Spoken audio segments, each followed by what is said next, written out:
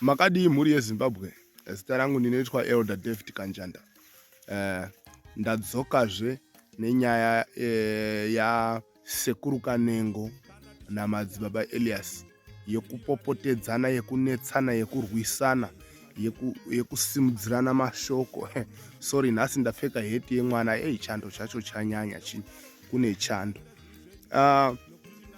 Nyaya iyi yasekuru Kanengo namadzibaba Elias yakwidza makata.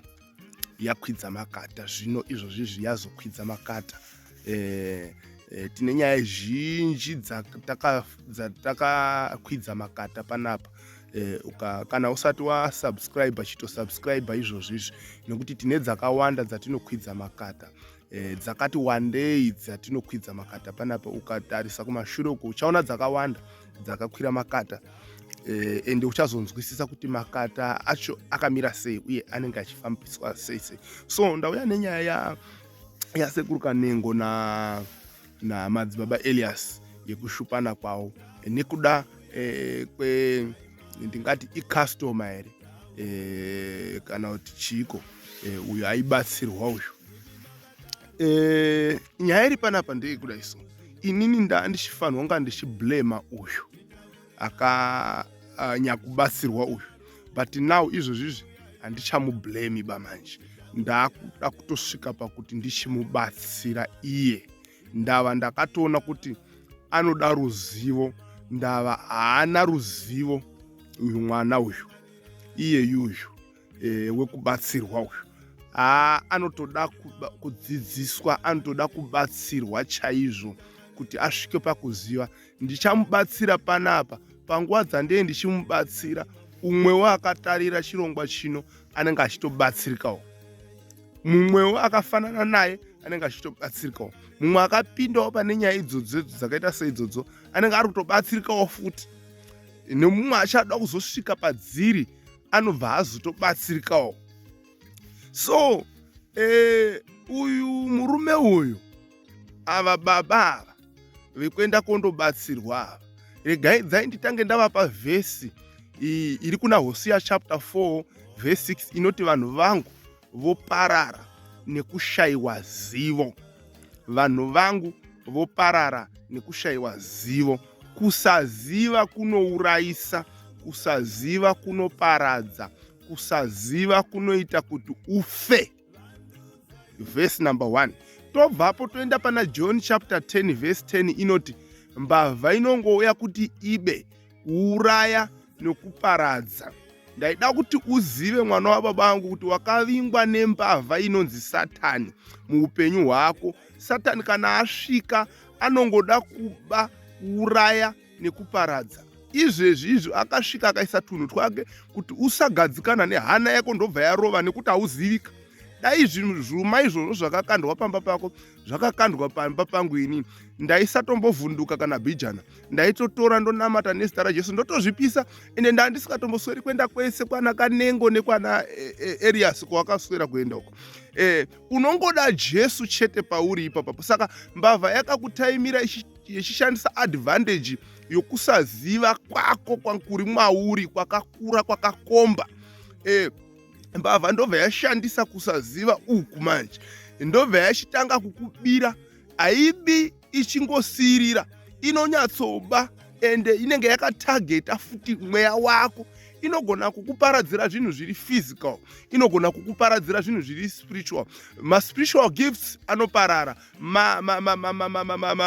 physical zvinhu zvinobatika zvepanyama zvinopera. Like izvozvi tiri kutaura nawe kuti ndakasiririswa ndichizwa uchiti ndakachajwa mari yakareba. Mari yavakandichaja neyandanga ndinayo ndofunga yandanga ndinayo taigona kuitimes by 80. But yawanga uinayo yacho iyoyo wakatobvisa yairatidza kuti yanga iri kutokurwadza. Hauna hako kuda kuzotaura figa, but sound yakandakanzwa, kasound kandakanzwa ndekekuti mari iyoyo yanga yakawanda. Uchitogomera nayo asi yobva yanzi times 80. Chibva yakuremera abva unoti ashuwa panapa. Saka ikoko ndokunonzi kubirwa naSatani. Nokuti Satani zvaanoita anoisa zvinhu zvako kundoti mari yako ibude irasike. mari yako ibude irasike iende, inongorasika, inongoenda, inongobuda ichingorasika, ichingobuda ichingoenda, nemhaka yekuti unenge usikazivi. Right. So hatina mhosva yatoda kukupa zvako, but toda kubatsira nekukudzidzisa. Ukaenda mubhaibheri kuna Mark chapter 5, uchanzwa kuti pane murume anonzi Jairus akauya kuna Jesu achisvikoti mukunda wangu wafa, hambai kumba kwangu Ishe Jesu. Jesu ndobva atevera murume uya aine vadzidzi vake, vakananga kumba kuya kwavakandosvika kuomutsa mwana uya mwanasikana uya akanga afa. Asi vari munzira kuenda, pakasvikawo mumwe mukadzi akangopindira parwendo rwavo, mudzimai akanga aine kurwara kana kuti urwere hwekubuda ropa, asingamiri, achingobhidha kwemakore 12 kana kuti 12 years.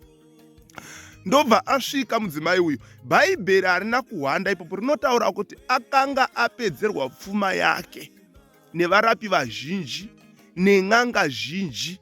Akaenda kun'anga nemaprofita achizama kutsvaga kuti chii sezvo wakaita izvi. But bhaibheri rinotaura kuti haana kana chinhu wani chaakabatsirwa nacho, asi akatonyanyiswa, urwere hwakatowedzera. So pandakaoteerera nyaya yako, ndakabva ndaona yafanana manje, kuti uri kubva kumba kuno uchitiza zvuma, watiza zvuma woenda uko wondobvisa mari, wozosvika pakusarenda wega kuti ndatotadza because mari yacho yakawanda, asi hapana chafamba. Wapedza woenda kwa Elias uko, wasvika kobuda chinhu kobuda muromo chete une mazino. Kunyanyiswa. Bhaibheri rinobva rati haana kutombobatsirwa kana chinhu wani, asi akanyanyiswa. Urikuona, fiye ndo chimwe chombo chaSatani. Chikabuda muromo chete unongori mazino kudai, so zvinoita kuti utye, zvinoita kuti avo vavhunduke, zvinoita kuti, so izvozvo ndo maitiro chaiwo aSatani iwayo anoita kuti hana yako haugaritsike, haudzikami. Izvozvo unenge wangofunga kuti zvakazara mumba mangu, kuti mumota umu ndechamadzibaba Elias here, ndechakanengo here, chinhu ichi hausina kugadzikana. Saka munhu wese anongouya uri muconfusion iyoyo achikuti ndipe $100 ndigadzirise, unomupa. Umwe akauya akandipe 10 ndidai, unomupa. Umwe akauya akandiko, ndokubirwa kwaunongochiitwa naSatani. Unogona kuzopedzisira wava paground. So ndo patinoudza vanhu kuti huyai kwaJesu, vanhu vachiramba. KwaJesu kunoku kunongoitwa zvinhu free. Izvezvi ndiri kukupa ruzivo rwawaifanira kubhadhara mari kuti uruzwe, but ndiri kungokupa pachena. Isaya inobva itaura kuti huyai mutenge waini mahara. Wakambozwa here language inonzi kutenga mahara, kutenga pasina mutengo, waini nomukaka nohuchi kwaJesu kunoku ndokwatino. So vanhu Satani akaomesa mwoyo yevanhu zvokuti patinotaura nezvaJesu vanofunga kuti Jesu uyu ari pasi paSatani, ende chinoita kuti tizodaro ndechekuti munhu akaita mari ari muna Mwari, munhu akasimuka ari muna Mwari, vanoshandisa language yekuti wakaromba. Nokuti mukati mwawo havatendi kuti Jesu anoitisa munhu mari, anototenda kuti kana munhu aita mari kuromba. Nemumwe kutaura vari kutaura kuti munhu ane simba rakakura stereki ndewakaromba kupfure waende kuna Jesu.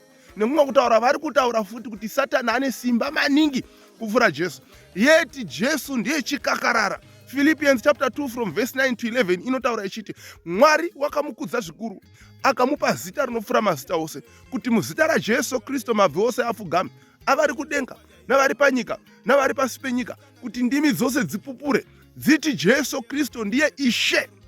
Panongonzi nezita raJesu, kana uchitenda unopora, kana uchitenda matambudziko ako anopera, kana uchitenda, kana asima. Ini ndiri kutaura panapa, ndaiva neasima yakaenda kupera kuti wazwa. Vamwe vanoti haiperi, susu tine vanhu vakawanda, vamwe vanga vari HIV positive, havasisiri. Vamwe vakanga vaine shuga, vamwe vakanga vakafa vakamutswa naJesu. Hazvisi zvemubhaibheri chete, tinotori nenhoroondo yevanhu vanotoverengwa vari panyika ino vakamutswa naye. Saka iwewe wobva wasvika pakutadza kuzivawo nhai mai ava ndo handiri kufananidza newe kuti 12 years munhu achirwara kubuda ropa. Bhaibheri rinotaura kuti akazoti anzwa nezvaJesu. Chimbondizwiraiwo, akazoti anzwa kubva achizvarwa kuita mwana, okura oenda kuchikoro, opedza chikoro, ozororwa oita mai. Pamusoro pekuita mai tochiwedzera dzimwe 12 years dzekurwara. Ngatimboti isusu mwana anozvarwa oenda kuchikoro pamwe aine 6 years, 7, 8, 9, 10, 11, 12, 13, apedza grade 7, pamwe kare kare kusina secondary, tombochiwedzera dzimwe 3 years dzekuti asvitse pa 15 years. Hatizi plus vekare vainonoka kurorwa, aizororwa pamwe akuma 45 ikoko. Saka ngatichimboti pamwe wakazororwa akaine 40, honzi vaamai vane 40 years. Vekare ukanyatso kudzoka mubhaibheri ende vairarama makore akawanda. Saka ngatichiti 40 years pamwe ndo paakazororwa vava mai. Tomboisa dzimwe 5 or 10 years, ngatiise dzimwe 10 years dzaari kujabula nemurume wake zvinhu zvichifaya. Ane 50 years mumba imomomo nemurume wake. Tuchizoidzera dzimwe 12 years dzehurwere manje. 50 plus 12, 62 years. Ngatichiti munhu pamwe anga ane 62 years. Ngatimbobvisa 62 years dzakawandisa. Pamwe anga aine 40. Saka munhu angakura here kubva pa0 pamakore 0 kusvika pa 40 kusvika pa 50 kusvika pa 60 asati ambozwa nezvaJesu? Ikoko ndo kunonzi kunyepa. Changa chichiitika mwoyo wake wanga wakafuratira, wakatarisa kun'anga, wakatarisa kumaprofita, wakatarisa kumvura, wakatarisa kunhombo, wakatarisa kuanointing oil, wakatarisa kuanointing water, wakatarisa kune zvinobatika zvepanyika. Ndawa mwana wemuAfrica akasarwadziswa anofunga kuti andina kurapwa. Mwana wemuAfrica anoda kumwiswa zvinovava kuti ati yes vanorapa. Akaenda kuchipatara akapuwa ma-injection pills, anoti hapana zvavaita kundipa zvimanjoko izvi, unomboda jekiseni. Akazitima kuti yes vanorapa. Ndo zvaunongofunga. So kwaJesu hatidaro. KwaJesu tinotaura kuti unotenda here kuti mwanakomana womunhu ane simba pamusoro pokukuporesa? Unotenda here kuti Jesu akauya panyika akafa akamuka achifira iwewe? Unotenda here? Ukangoti hongu, kutenda kwako ndokunokuporesa.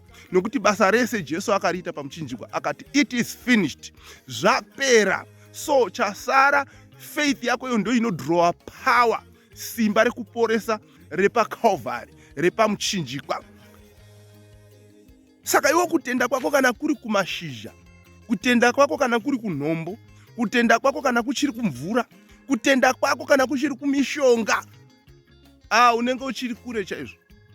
Unofanira kubva ikoko. Ndiwe munhu andoda kunyatsobatsira iwe. Ibva ikoko uye utarise kuna Jesu. Ibva ikoko kure uchiri kure uye kwaJesu. Inguva diki maseconds mumba mako imo mune makugarika. Alright, ngatichimbotsveta nyangwe dai wakaromba. Ngatichiti nyangwe dai wakaromba, chiuya kwaJesu. Tipise zvese zvawakaromba izvi, tizvigoche, tizviraso pasina mari yaunobhadhara. Kwete kuswera kuzungaizwa uchikwidzwa mabhazi uchirasa mari uchiita sei uchidini, vanhu vachitukana pamusoro pako nezvinhu zviri very simple. Ivo vanotukana vacho nongozwa uyo achidzvowa ari uku, mwakamboti 3 days unenge wavata. Wozozwa uchinja kuti ndandisi kutaura kuvata kwekufa, ndaitaure kuvata muchitokisi. Yo, so unoita kuti tione drama nezvimwe zvinhu zviri very simple. Unofanira kuda Mwari, unofanira kuziva Mwari. Kusaziva kunourayisa. Kusaziva kwakaipa kwazvo. Kusaziva, Bhaibheri rinotaura muchaziva zvokwadi, nezvokwadi ichakusunungurai. Kana uchida zvokwadi iyi ukaitenda, inokusunungura. Unosunungurwa, unova wakasununguka kwazvo. Unova wakasununguka kwazvo kana wada Jesu. Jesu chete. Ndosaka muchizwa vamwe vakaimba vakati, ndi Jesu chete, ndi Jesu Jesu chete ndiye mudiwa wangu, wemoyo wangu ndiye anozgona so ndiri muimbi ndosaka muchizwa ndichipota ndichimba kudai. Regai dzaindive ndakusiyirai kambo kanonzi kusaziva kandakaita. Munyatsokateeresesa munzwe masoko ari ipapo. Hatidi anhu anokurumidza kungonakirwa chete nebhiti ba. Chimbonzwai zvataa tichitaura ipapo. Uchaona kuti izvozvo zvotaa tichiparidza tichidzidzisa. Ndawa mazuva anaya vanhu vakuswera mune zvinouraya nekuda kwekusaziva.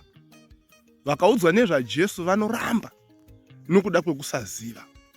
Vamwe vanoda kufananidza Jesu wacho nababa ake, mumwe anoda kufananidza Jesu nasekuru ake, mumwe anoda kufananidza Jesu. Ndakazwa umwe handisi kutaura politics pana, ndakazwa umwe aiadresa musangano achiti imi munomhanyira kuna Jesu kuti akakufirai, koma woveterani haana kukufirai here? Ndikati no, mwarasika. Tinoremekedza mawoveterani tisingaiti. Inini baba wangu was a hero muwoveterani, but handivaisi palevel imwe chete naJesu. Handivaisi palevel imwe chete naJesu. Alright, kana vakafira vachifira Zimbabwe chete, ko Jesu akafira the whole world. Plus tiri kutaura munhu akanga asina chivi. Tiri kutaura munhu anosevha munhu paupenyu huno nepaupenyu hunouya. Tiri kutaura munhu wekuti tikataura izvezvizvi wakadzipwa izvozvi negararwa reasima reTB, tikadaidza zita rake panovhurika pahuro ipapo. So tiri kuti vanhu vese ngatiuyei kuna Jesu. Ini ndauya panapa kuzokambena. Ndichikambenera Jesu kuti munhu wese bvai uko kwese kwamuri kuenda muchindobirwa muchipedzerwa mari dzenyu, ngatitarisei pana Jesu. Pana Jesu ndo pane yese. Ndoda kunzwa ane nharo anoti kwanzi inini wazonga wandidhisa, wazodai. Ini handina kumbodhisa munhu, ndasimudza zita raJesu. Kana paina ane nharo anenge achiitirana nharo naJesu, kana paina anoda kupikisa masoko ayari kupikisana naJesu. So ukapikisana naJesu, isu tinoudza Jesu wacho toti ichizwaiwo zviri kutaura uyu ari kupikisana nemi kawo. Unabvunza vaprofita vaBhaari paMount Carmel kuti chii chakaitika naEriya. Vazvidza munhu waMwari, vazvidza soko raMwari. Harizvidzi nderekungogamuchira chete woitirwa zvakanaka. Komborerwa, iswerai munyasha, garai munyasha. Ndoda kuti musare muchinzwa kambo aka kanonzi kusaziva katakaimba. Right. Kune vose vasati vasubscribe pachannel yedu, kurumidza izvozvi subscribe, ndo pane upenyu apa. Panapa tinotaura zveupenyu, hatisi kuita zvekukumbira mhanya undosubscribe. Tirwai zvakanaka, takukusiyirai kambo kanonzi kusaziva. Vane mibvunzo pamusoro pesoko raMwari, isai mucomment section. Isai mucomment section. Tine vamwe vakabvunza, pane umwe akabvunza pamusoro pevakafa, tiri kuya nenyaya iyoyo, hatina kuikanganwa. Pane umwe akabvunza pamusoro pevakafa, tiri kuya neissue iyoyo. Tine dzakawanda dzakabvunzwa ipo tinadzo, don't worry. Zvamune mabvunza zvese zvinosvika tinozviona, tiri kuya nazvo. Tichivhura Bhaibheri, tinongovhura magwaro. So thank you very much. Itirwai zvakanaka. Ndakusiyirai muchiteerera kambo kubva kuna Elder David Kanjanda, kusaziva.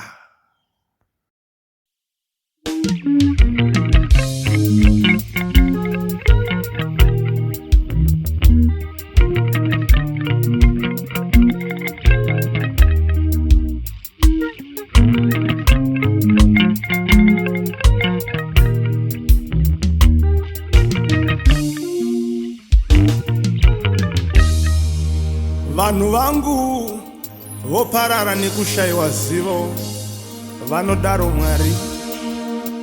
Zvanzi naJehovha, endai pamharadzano muone, bvudzai nzira dzakare kuti yakanaka ndeipi yatingafamba nayo, uyewo muone kufamba mwairi. Uyewo kana paine uyo anoshayiwa kuziva, ngaakumbire kuna iye anongopa vose zivo yaasingatengesi, achingopa pachena.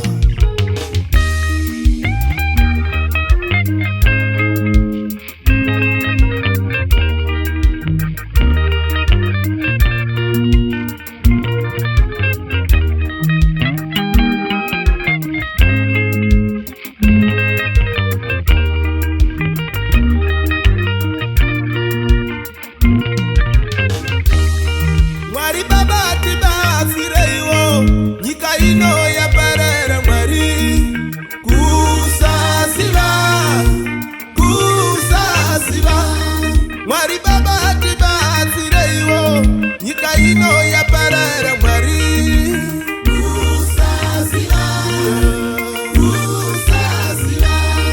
Mwari Baba tibatsireiwo nyika ino yaparara Mwari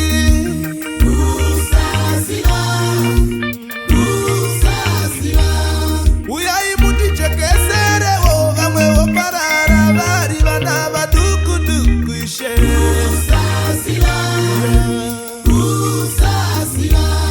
uyai mutivhenekere vamwe voparara vari vana vadukuduku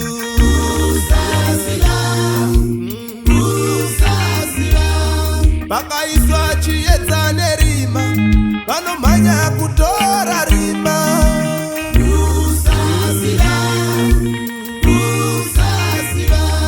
vakaiswa chiedza nerima vanomhanya kutora rima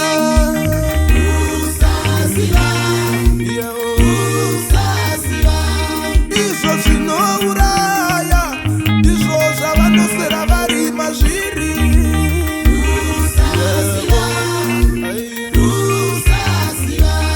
kuvaudza nezvajesu vazhinji vacho Baba vanoramba kwedu